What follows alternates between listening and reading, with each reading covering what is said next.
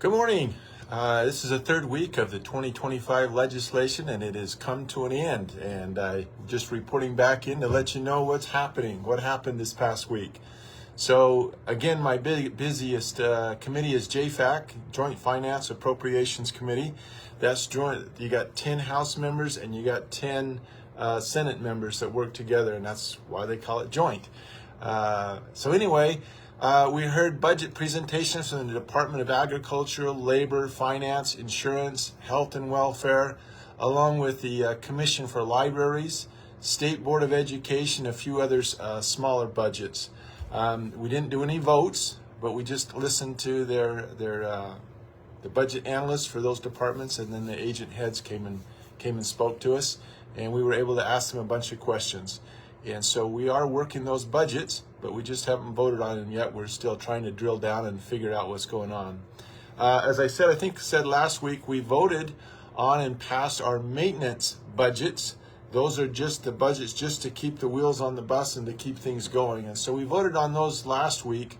That was $12.6 billion, I believe, that we voted on. And yet we still don't have a revenue. So JFAC has not decided on a revenue yet. We haven't voted on that for 2026. We haven't voted on the compensation for state employees. I'm not sure why we haven't done that yet. We've got motions for them. In fact, it's a Representative Rod Furness from Jefferson County, Rigby. He has a competing motion, and I have the other motion. So there's two motions. We have worked together, and we've tried to come together. We have talked with House members and Senate members of JFAC. We've put our competing motions side by side in a spreadsheet and showed everybody, so everybody on the committee sees it and knows what's going on. And yet we haven't been able to vote bring that up to a vote yet. So not sure what happens there. The biggest difference between those two motions is Representative Furness's motion is a straight across the board, everybody gets the same raise. So I believe $1.55 straight across the board, whether you're the lower or the very top, you'll get a $1.55 raise. Mine, on the other hand, it gives a $1.55 or a 4% raise, depending on what is the largest. And the big part of that is I'm doing it by merit. And that seems to be the deal breaker on the House. They do not want to do it by merit. They want to do kind of an equity thing across the board. And I think it's more important to reward those who are working, who are innovative, who are team players, who may be putting in an extra hour here or there to figure things out. So those are the two competing motions, and love Representative Rod Furness. He is great to work with, and we have worked many hours on these motions together. And we're hoping to get those to vote and see what happens. So anyway, that's kind of where we're at there.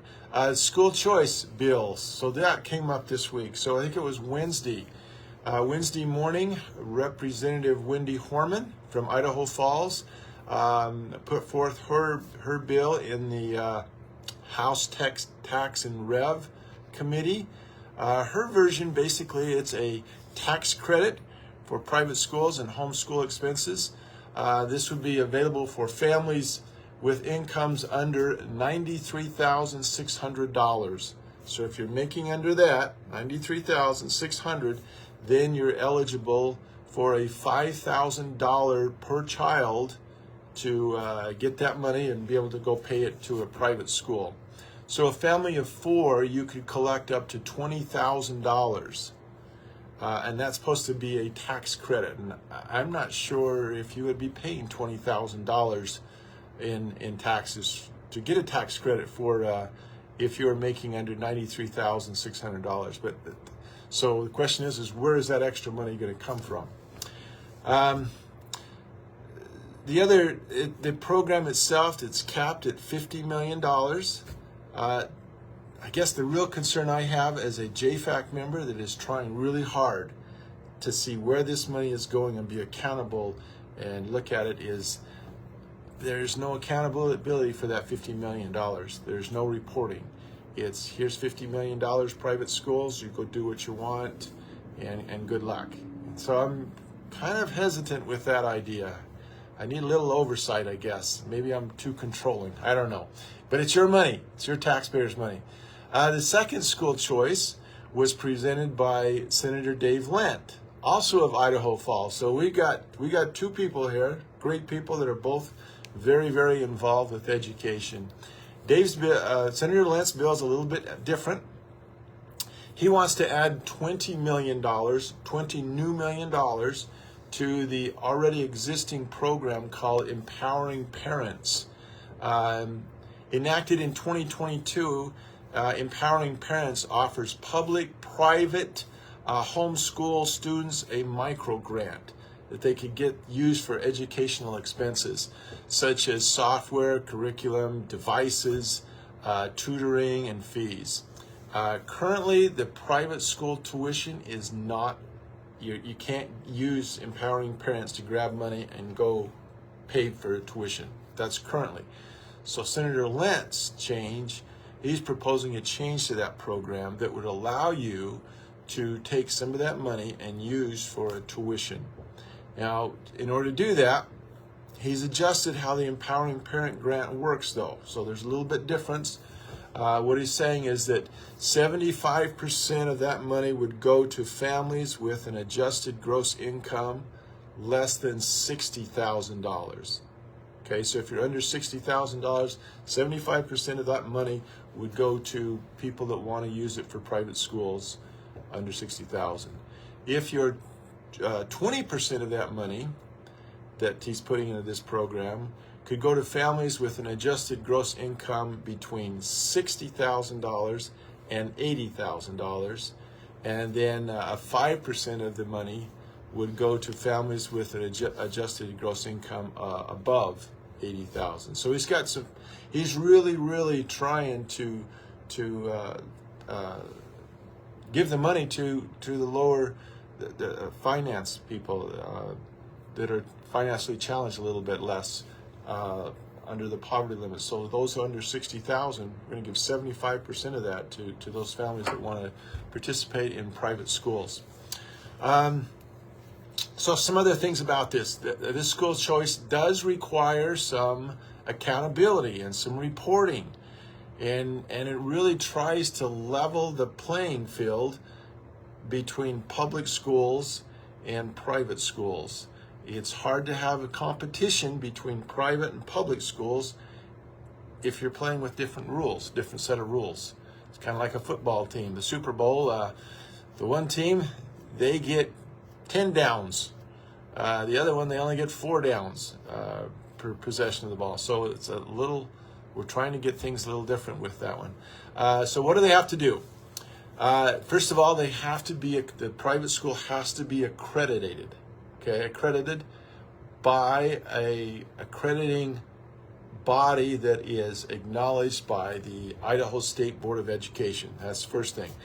Maintenance of enrollment and performance data, administration of standardized tests, criminal backgrounds on teachers that who are employed, who are meeting with children one-on-one or by themselves. This bill also includes $30 million of additional funding for our special needs children and in the public school. So again, a lot more accountability, a lot more reporting. The other thing that does is it removes some of the red tape from our public schools. So right now, it basically said, if the state of Idaho is requiring you to do other reports that's not required by the federal government, then get rid of it, okay? So getting rid of some red tape, so that's a good thing. All right, Children's Protection Device Act. If you remember, that's my mobile device bill. Basically, it says if you enable a device, mobile device within the state of Idaho for a minor, turn on the parental filtering software. Last year, I met with representatives from Google, and they told me it was technically impossible to do what I was asking. And I laughed at them, and because I knew better. You know, you got Google, they basically have a human mind human brain sitting in their lab doing AI stuff. And then they have a driverless cars that can pick you up at the LA airport and deliver you to your home or your motel or wherever. And at the same time, not running over dogs or cats or pedestrians, avoiding traffic jams and construction sites. So, but this time I met with them Tuesday, I think, and they admitted that yes, we could probably do something that would help with your bill. And I said, great. And so they're going to get back with me. I told them if you can get back with me by the 1st of March, I'll work with you. Otherwise, I'm going to go with my bill as is. So we'll see what happens with that. So I'm kind of excited that maybe Google is willing to play and maybe a little bit concerned about our children and access to pornography. Okay, Monday. So we had teachers in the Capitol. Monday we had teachers all over the place in the Capitol. I met with probably about 50 teachers, different teachers. Many of those teachers were from Idaho Falls. We have some incredible teachers in Idaho, and have a great respect for them. We talked about teachers' pay. When I was in school, probably the biggest percentage of my teachers were men. And I figured that's because in those days, they could make a living and support a family by teaching. And that's not the case anymore. You can't do that. And so yeah, we discussed teachers' pay. I visited with some, just incredibly intelligent, caring teachers. It seems that the state of Idaho is more than willing to put more and more responsibility on our teachers' shoulders. And unfortunately, our teachers are more than willing to take that responsibility. And we need to take back some of that and get them back into the teaching profession and what they were meant to do and what they studied to do, and less on babysitting some of our kids. We talked about discipline and respect in the classroom, or the lack thereof. We talked about first graders actually picking up their desk and chucking it at their teacher, where they bit and spit, swore, and these are first and second graders.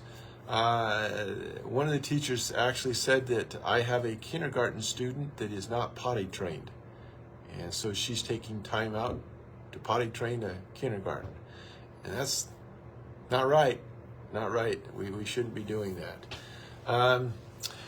Let's see. We discussed the upcoming legislation dealing with the public being able to sneak or speak at school boards. So this new legislation, right now in the legislation, public can come into a school board and they can speak and expect to be heard if the subject they're speaking about is on the agenda. There's legislation that's coming forth that will say, no, public can come in and speak on any subject they want to when invited up. It doesn't have to be on the agenda. Well, I was going to vote against that. But after talking with the teachers, school board members, and superintendents, I've changed my mind. I'm not going to vote against that. They've convinced me that it is not out of control, that the public does come in and they need to be able to speak at subjects that aren't on the agenda. And so I agree with them, and I plan to vote against or vote for that legislation. Let's see. One other thing that was really interesting. So I had a teacher that came up to me that teaches at Boise High School, and she sought me out, and I'm not sure why, but I'm grateful that she did. But she came up and told me about a program that they're doing at Boise High School where the kids check in their cell phones at the beginning of the school day, and then they check them out at the end of the school day. And I said, really? And she says, yeah. She says, you would not believe the difference in the environment of our school. Says it is incredible. Just the feeling is better. Says during the cafeteria lunch hour, during lunchtime, says it's actually noisy in the cafeteria where it didn't used to be. Says, but it is noisy now. The kids are talking and laughing and communicating with each other. She says we actually went and bought board games, and the kids are playing games. So using these board games. So very, very interesting. You know, we think that our kids are attached to those cell phones, and to the biggest part they are. But boy, if we step in as parents and say, no, we need some cell phone free time, and see what happens, and our kids do adjust, and I think it will help all of us a lot better. No more bullying and some of the crap that gets sent around through our cell phones would help. Anyway, lots of great legislation on its way. I appreciate you. Thanks for joining me. And always, if you have any concerns, please text me, call me, email me, whatever, and we'll talk it through and see what we can do. Together, we can put Idaho first. Thank you. Have a great weekend.